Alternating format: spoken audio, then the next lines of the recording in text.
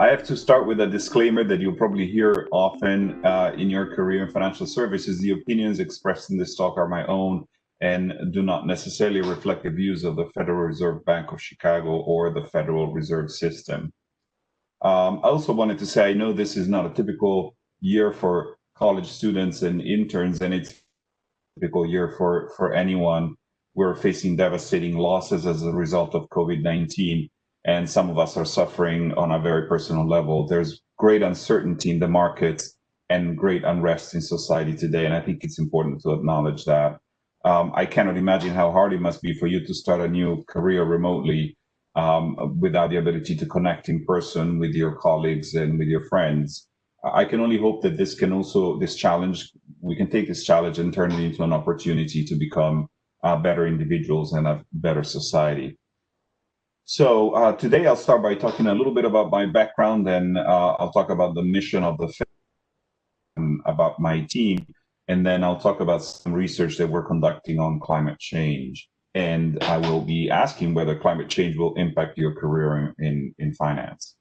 So I was born in Italy, and I studied law in Italy, in the UK, and in the US. I actually ended up qualifying as a lawyer in all three jurisdictions.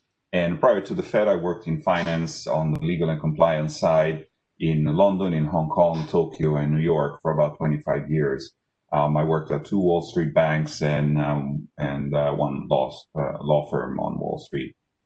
And you heard Jane talk about the OTC market. So since the 90s, I was one of the people working to develop the over-the-counter derivatives. We had this great divide between OTC, over-the-counter derivatives on one hand, and futures regulated derivatives that were traded on exchange.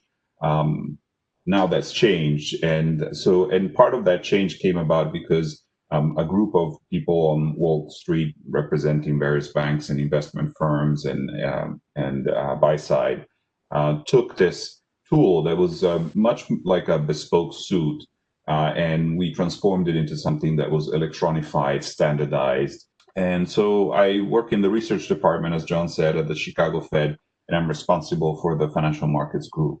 A little bit about the Fed. The Fed is actually a system of banks. So the Federal Reserve System was established in 1913. And what I think is really interesting, especially coming from a Wall Street background, is that the mandate of the Fed is to serve the public interest. So we promote the effective operation of the U.S. economy. And if in your career you want to think about the greater good, I think the Fed is a fantastic place for that. So I would encourage you to look into potential jobs at the Fed. We have 5 key missions. One is conducting monetary policy to promote maximum prices and long-term interest rates in the U.S. economy. So that's one. The second is promoting the stability of the financial system and containing systemic risks. We do that through monitoring the economy. The third one is promoting safety and soundness of individual banks and monitoring their impact on the financial system as a whole. And then the fourth one, fostering the safety of the payment and settlement system and promoting consumer protection and community development. So I have to say, I love working at the Fed. I personally really enjoy doing something that has to do with finance and that also has kind of a broader social mandate. So within the Fed, the research department, of course, conducts research to back up and support the mission of the Fed. And within the research department, the financial markets group, as John mentioned, focuses on trade execution, clearing, financial technology, systemic stability, derivatives, and now climate change as it impacts the financial markets. So we analyze public policy issues, and we come from a diverse range of backgrounds. We have economists, lawyers, risk managers, and so forth. And we communicate our research to policymakers, regulators, industry leaders, but also the public. So you can go on our website. If you just Google the Chicago Fed or Financial Markets Group at the Chicago Fed, you'll see our website and you can see the various research articles that we've published. So we do that. We publish research, and we also organize conferences around the world. And we're also now in this new era of social distancing, we organize podcasts and webinars and blogs. Again, if you're interested in our work product, please do take a look. It's as easy as Googling us. And as I was saying, our key expertise is the derivatives markets and clearinghouses and fintech. And of course, Chicago is a global leader in this area. Before I turn to climate change, I wanted to acknowledge that there's more that we can do to make sure that a broader section of society has access to opportunities in life. And of course, we heard from the prior speakers about what that means. This is just common sense to me. John Lothian publishes, of course, his newsletter, and I enjoy reading every day. He says, treat people the same way you want to be treated, with respect, equality, and justice. And I think that's really, really important. So every day I smile when I see that. And I just wanted to offer to you an example of the kind of work that we do, which is maybe sometimes even a little bit broader than finance. So for instance, we're working on a webinar on inclusive innovation in Chicago. We're looking at which industries are the engines of innovation and economic growth that will be key to Chicago's future. But then added to the innovation piece, we want to ask what steps can be taken to ensure that the downtown, the Loop, the people that work in the finance industry look like the people of Chicago. So how can the recovery, how can innovation be more inclusive? What are the measures of success that we can look at, and what concrete steps we can take to hold ourselves accountable as an industry to make sure that things are different in the future from what they were in the past? So if you're interested, again, just look at the Google us, Chicago Fed Financial Markets Group, and look for Project Hometown, which is the name of this series of web events that we're organizing on this topic. So having said that, let me turn to climate change. In a live setting, I would have asked you, raise your hand if you think that climate change will affect your career in financial markets. I'm actually interested about what you think about that, so feel free to reach out to me. It's very easy to find me on LinkedIn or on the web. So feel free to reach out to me. You maybe have an interest in climate change, but you can't quite figure out how that fits with your career in financial services. So that's what I'm here to help you with. There's great attention to climate change, of course, and a very interesting framework has been established for thinking about climate change in the context of the economy. The Bank of England has done a lot of great work on that, and many others have done really great work. So the traditional, so what's beginning to emerge is kind of a way of thinking about climate change that is articulated over the idea of physical risk, transition risk, and then liability risk. So the physical risk is the risk that there may be a physical event, such as damage to property as a result of climate change. Another type of risk is transition risk. So as society changes and adapts to changes in climate, there will be policies taken by governments that will have the impact, an impact that will be positive for some industries, autonomous electric cars, for instance, and may not be as good for other industries like the coal industry, for instance. So that's an example of how, depending on the policy decisions of a government, there can be an impact on the economy, and that impact may be foreseeable or it may be unforeseeable, because as we all know in politics, sometimes one group prevails over the other. So it's not entirely possible to predict precisely what will be the evolution of policy with respect to climate change. So we view it as a risk in purely economic terms.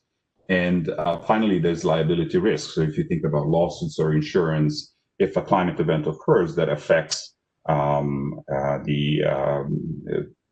company, that company may claim on its insurance, or they may have a lawsuit against someone. And so that's thought of as liability risk. So again, physical risk, transition risk, and liability risk. This is kind of the framework that has been established in the past few years. I would say in the past, say, 5 years or so. If you conduct a little bit of research, you can find quite a lot about these areas. So what we want to do now, given our specific expertise in the financial markets group, and the fact that we are based in Chicago, we are thinking about, let's take it one step further and let's think about specifically what is the impact of climate on the financial markets. So not on the economy as a whole, but on the financial markets, and in particular on the derivatives markets. Now, weather per se, so the impact of weather on commodities is nothing new. It's been around since the beginning of time, and you can even find in ancient Greece some examples in the great philosophers of this or that philosopher taking a position that is essentially a forward based on agricultural commodities, so it's very, very old. Even in modern times, Chicago played a key role in the development of exchange-traded derivatives. And here, John will correct me if I get this wrong, but the CBOT was established in 1848. On that same year, the Illinois and Michigan Canal was inaugurated. And so we had this system of waterways, and I'm sure you've heard this story many times before, but one of the ways that futures were created was that if the waterways would freeze, you could sell the grain in the fall for delivery in the spring. So that essentially is the idea of a derivative. You sell today something for a future price. And depending on where prices are in the spring, you may have made money, you may have lost money. So that was developed and refined in Chicago in the 1800s and has turned into the futures industry that we know today, which of course is a lot more sophisticated, a lot more complex, but still follows that basic idea. A derivative is something that derives its value from a reference asset. And that can be grain, it can be interest rates, it can be FX or credit risk, equities, and so forth. So bringing it back to what is different. So given that climate and weather affects crops and has done so since the beginning of time, what is new today? Why is it that we're talking about climate change now, where we've had weather derivatives, we've had futures again since the beginning of time? So what we think is new now, we kind of try to understand what are the key factors that are new in climate change as it affects financial derivatives. And so we've come up with four characteristics and four things to think about. One is that extreme but plausible physical events are happening more frequently and with greater intensity, and the pace is accelerating in a nonlinear fashion. So that's the new thing. 1 in 100-year events are now happening every 5 years, every couple of years. And so, and again, the pace seems to be accelerating. So what does that mean? Technically, risk managers look at experience from the past to the future. But the key point now is that the experience of the past may not be indicative of how things are going to turn out in the future. And so how can we run a clearinghouse, for instance, whose job it is to take margin to protect itself and also the financial industry from default by predicting what happens in the past? What happens when you cannot predict the past? And so that's one of the questions that we're asking ourselves. So I'm only at point one. I'll walk through the other three. The second one is the interconnectedness of the global financial system. So we've seen through the crisis of 2008, 2009, but also frankly through the COVID crisis that we're still going through now, that the world is now much more interconnected than it was before. So something that happens in China has an effect here and vice versa. So we think that's another characteristic, the interconnectedness of the global financial system. Another point that came up in particular during the COVID crisis is that the global supply chain is now concentrated in specific regions of the world. So what happens if there's a climate event, or if the combined effect of climate events affects one specific region, and that region happens to be the region where we get all of our stuff from? What is the impact on the financial markets of a crisis that affects the world's supply chain? And the fourth element is the compounded effect of irreversible changes. So again, things that used to happen once every 100 years are now happening much more frequently. And that creates a compounded effect. They all add up to each other. And so in the aggregate, they create a new risk of a size and complexity and speed that is different from every single risk taken individually. Looking ahead, what can we do? So we are at the stage of establishing a framework questions and thinking about the way that we will be asking these questions. And we hope that doing that helps us to understand the transmission channels in the established framework, but also ask some questions that are a bit more specific to the financial industry. I also want to note that large investment managers have begun paying a lot of attention to this. I'm sure you can find statements by Vanguard, State Street, BlackRock as example of a renewed activism on this front. And we know from research that large investment managers have considerable impact on the shares of publicly traded companies. The reason I say this is that in the future, it's possible to predict or see a future where the success of a company could depend, at least in part, on its practices regarding climate change. And, it used to be said that if you invest in ESG, so in responsible investments, you have to kind of accept a lower return because you feel good about investing in ESG. But during the COVID crisis, ESG actually has outperformed traditional investment. So we don't know why. Maybe it's because ESG companies tend to be well-run companies. That's one theory. There may be other theories. So lots of work needs to be done to understand that and to understand if it's going to continue or not. But for now, it's a data point that comes out of the prices. And in the public sector, the US CFTC, it's the Commodity Futures Trading Commission. They regulate futures. They have a market risk advisory committee, and within that committee, Commissioner Benham has created a subcommittee dedicated to financial risk. And the Fed in January, Jerome Powell observed that while the overall response to climate change is up to elected officials, the Fed can play a part in preventing global warming from destabilizing US banks and the financial markets. And regulators outside of the US are also looking at this. Of course, the Bank of England, I mentioned. The Basel Committee on Banking Supervision has established a task force on climate-related financial risks. So to conclude, this is where you come in. I think you'll have to see it for yourself, whether climate change will impact your specific area of work. I'm afraid I don't have the answer. But at a minimum, I would encourage you to keep an eye on this topic, and not just as a political issue, but as a purely kind of financial issue. What is the risk and what is the potential impact on the economy, on the derivatives world, and on your career specifically? And of course, feel free to reach out to me if I can help in any way. We are committed to diversity at the Fed. So if you are the beginning of your career, you're interested in a career at the Fed, I can't guarantee you'll get a job, but I can guarantee that you will get a fair look. And we are committed to making sure that the workforce of the future is a little bit more representative of Chicago as a city. Thank you.